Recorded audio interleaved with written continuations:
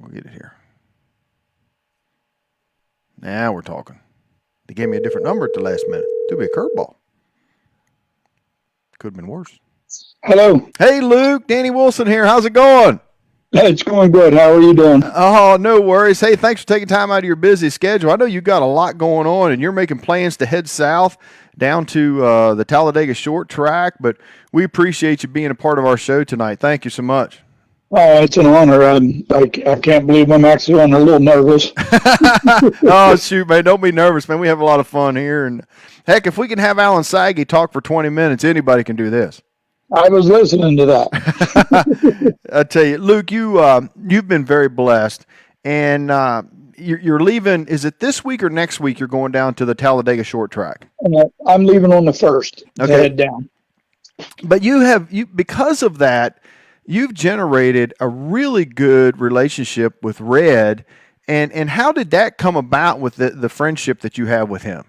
Well, it started about 22 years ago, I believe. We had a racetrack, and Red came there to do an autograph session one time, and I let him drive one of my cars, and I drove the other car, and we finished first and second that night, and we've been friends ever since. That's incredible. What's it like going down there to that facility? I've never been to that track. It's kind of on my bucket list, but well, to be honest with you, it's a little bit like Hagerstown, only a lot shorter. Interesting. The clay is the same. You know what I mean? It's hard, slick, and it's really fun to race on. That's the best way I can explain it. It's a Hagerstown Speedway, only shorter. And how many years you been going down there, Luke, for this race? Oh, this would be like 18 years. I started going down. I missed 2 years since I've been going down, but started in 2001. That's incredible to go down there that many years in a row. But it's kind of a unique deal because it's racing right in the middle of winter for us. It's a little warmer down there, but it gives you a break from the cold weather, especially up from where you're at there in the northern part of Pennsylvania. Yeah, and I got a lot of friends down there, Red Farmer, of course, and a lot of other guys, David and Lee and all them, and they really look forward to me coming down, and I look forward to seeing them, and they all race too, so that it's like a kind of a big party going on down there, and the racing's a bonus. Just being with the friends down there is enough, you know what I mean? What is that, about a 16-hour drive for you? Legally, yeah. I admire your honesty, Luke. You've been very blessed. You've had quite the career, and overall, this makes how many years of racing for you? 42 it'll be when I start the Ice Bowl. 42 years. Yeah. You've seen a lot of changes in those 42 years to where you used to build your own cars to where now everything is you buy it and you bolt it on. So you've seen a lot. Yeah, and it's hard to keep up to it. From the 1981 to now, I mean, you're right, everything changes so much, and the shocks and the springs are more important, I think, than anything right now. One of the things that I hear some of our veteran drivers like you talk about is the safety. That's probably been the biggest thing that has evolved with the roll cages, the seats, the suits, the head and neck restraint systems. That's probably one of the better things that have evolved in our sport. Oh, yeah. Yeah, that definitely. I remember, I probably shouldn't even tell you this. I remember when I first started, I had a Torino and ran a street stock division at Selinsgrove, and my seatbelts held the seat in the car. Wow. That's incredible. And you raced like that. You didn't think nothing of it,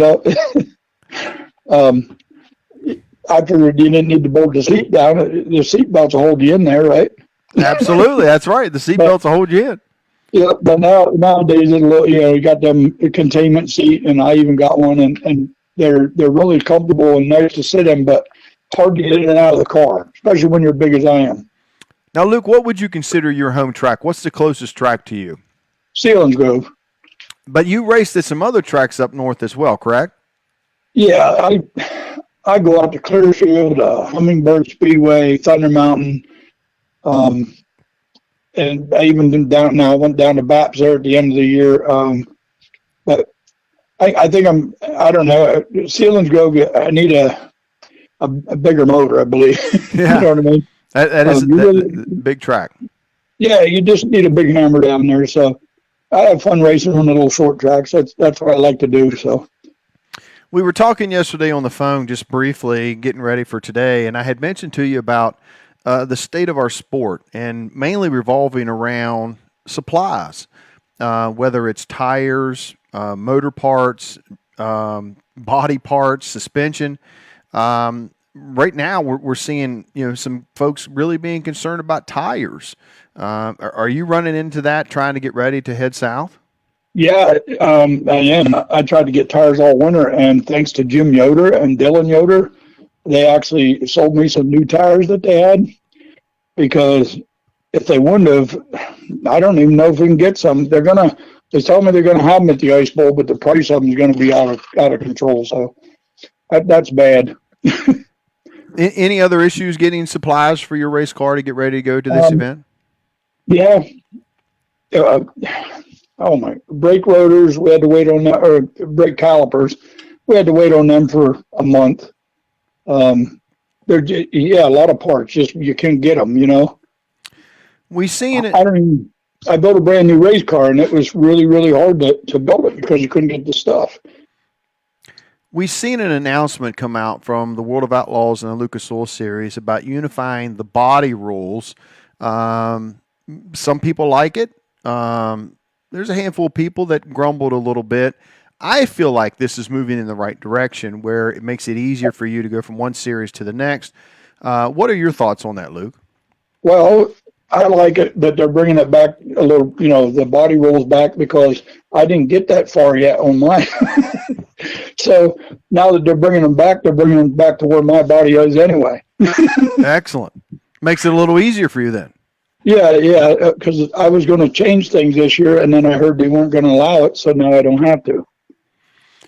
We have what I would consider three different levels of late model racing. You have your super late models, typically aluminum motor, and then you have your steel block motors, typically 358s, and then you have your crate late models. And we've seen this happen in other divisions over the years where we get too many divisions where the cars look the same, whether it's hobby stocks, street stocks, or pro stocks. But it seems like the late model division has kind of found that niche with the three different types because you got three different motors. Even though they all look the same, it seems like it's working and it's actually helping our sport. Yeah, I think so. The crate late models is a really good idea. I just wish they had more of them up here in Pennsylvania. Yeah. Because, you still got to travel with the crate late model. And there's some good money paying races for those crate motors. Oh, yeah. And I drove for Red there a couple of times with a crate car. You don't know you're in a crate car. They're just as fast as the supers. The supers sound a little better because their motors crank a little harder. But technically, the times aren't, when the track slicks off, the crate late model times are as good as the super times. So it's just as much fun driving one. Matter of fact, it might be a little more fun because the cars are more even. So you really got to race to get by somebody. You know what I mean? And to me, that's what's fun, racing side by side with somebody. One of the divisions that we're starting to see a little bit of an upswing, especially in our area here in Virginia and Maryland, is modifieds, that what we call the E-mods. Okay.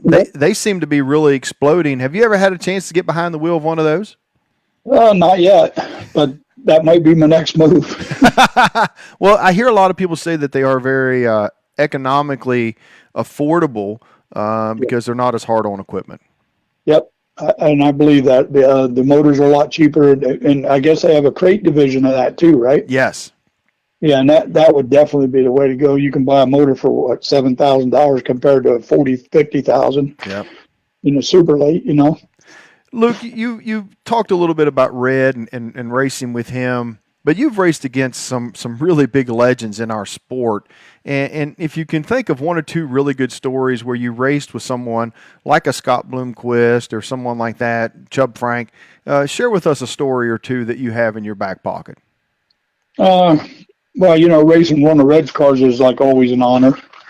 But I guess one of my stories is I was out at Central Pennsylvania Speedway back in, I don't know what year it was, but Bloomquist was there, and I had a pretty good race going on. I was racing like in the top 5, and we were having a good old time. And next thing you know, Bloomquist goes between us Wow. and puts us a lap down. Oh my.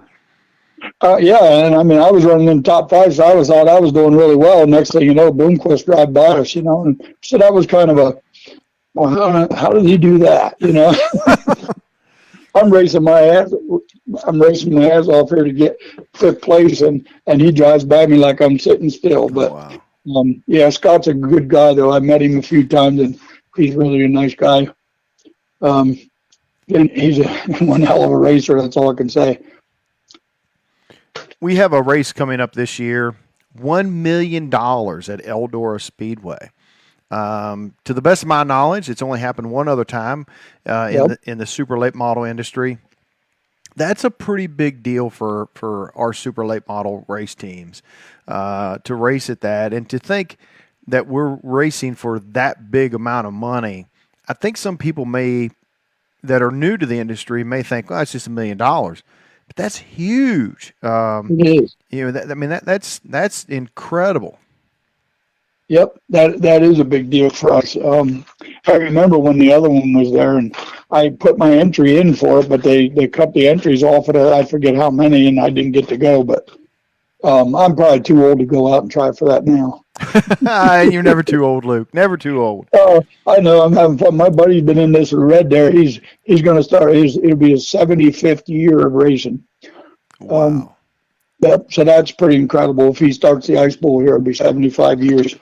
That is incredible. That is incredible. Luke, you talked about Sealands Grove, and you said you might need a little bit bigger motor. When you look over your career, and I ask this from a lot of drivers because I love hearing their opinions on it. What fits you better, big half mile or those small bull ring racetracks? I love this short track, the little bull ring.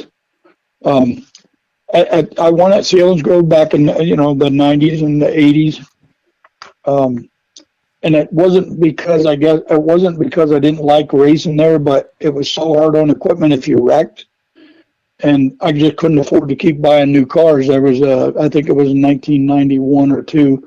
I really tore one up on the back stretch at Sealands Grove. I had to buy another car just to go back next week, and I managed to do that. And then, by the end of the year, I totaled that one. So I said, "Man, I got to get away from these big tracks. That's too hard on equipment. I can't afford this."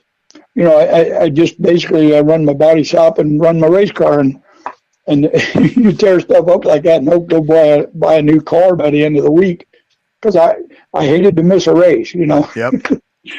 So I'd go get another car, or I'd buy a used one somewhere and go racing again. But I just started running on the short tracks, and I was winning a lot. So I thought, this is more fun. They paid $1,000 to win, and Sealands Grove at that time paid maybe $1,200, I think. So to me, it was more, I could win on that track and have just as much fun. And don't get me wrong, because I love Sealands Grove, and Hagerstown's actually my favorite track. But I never did very well there. I think one time there I was running, Alan Sagi won the race, and I was running in the top 5 in the Oktoberfest. And the number 68 car for Tom Fogelman, and we had a good race going on, but lap 50, the tire was bald, and we blew it out on lap 75. So, but I really like Hagerstown. That was always my favorite place to go, but I never really did much well there, Luke, Tough place. you've had a fair amount of crew members, and you've also had individuals come to you and talk to you about your racing career that's slowly getting into the sport. What's the biggest piece of advice you would give someone that is stepping into this sport, whether it's as a driver, a car owner, a crew member? What advice? Because, you got a lot of years of experience. What would you tell someone that's stepping into this sport outside of being a fan? Oh, boy. I have a big wallet. Yeah. No, but you basically, I would tell them to start out in a crate late model, and try to, get some seat time, because it is cheaper. Or like you said, the modified division, that would be great too.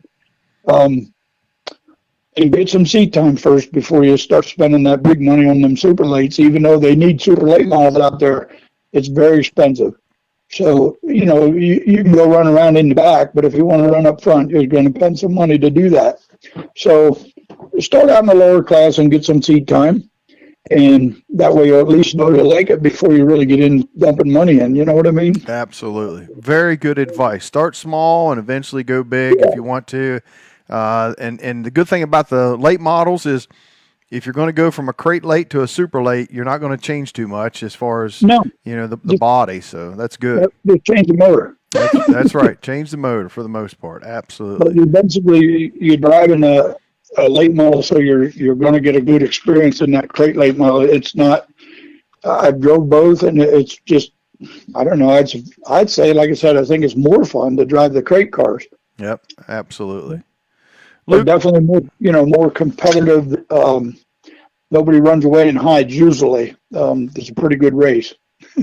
Luke, we just got a couple more minutes here, and you leave here on the 1st to head south, and you'll be down there for how long? A week? Oh yeah, about 10 days. And you'll race how many days while you're down there? 3. 3 days. So Yeah, I'm gonna go hang out with my friends. excellent, excellent. Luke, we really appreciate your time. I want to give you an opportunity to thank those great people that have helped you along the way, your sponsors, anybody special that you would like to recognize. Oh boy, that's a long list. My brother, my sister, Annette, and my brother Mark. They helped me way back when I started. We got J.K. Trucking sponsors me now. Joe McCafferty. I want to thank Jeremy Ohl and I can't think of his name. Lafredo, Joe Lafredo, for helping me with this new car, get it set up for down at Talladega. I tell you what, Jeremy really spent a lot of time on it, and so did Joe, trying to get it set up right so we can get down there and do well. But oh my God, I got a long list of people that help out, and I'm kind of brain dead right now. You know what I mean? That's all right. That's all right, Luke. I should have wrote a list down. That's okay, brother. We really appreciate you taking time to be with us tonight, and good luck as you travel south. And we hope you make the show. And you never know, might even pick up a win. But I'll tell you what, I put all into it. I see what happens. I'm hoping to pick up 0.3 of a second. I'll be pretty good shape. There you go. Excellent. Well, Luke, we appreciate you being on the show tonight. We look forward to hearing from you again. We'll be watching on live. I'm sure that we'll be streaming through one of the streaming services. But thank you so much, Luke, for being a part of our show tonight. Well, thank you for having me on. I appreciate it. I'll let you know how I make out. Excellent. Thank you, Luke. We appreciate it. All right. Thank you, sir. Take care.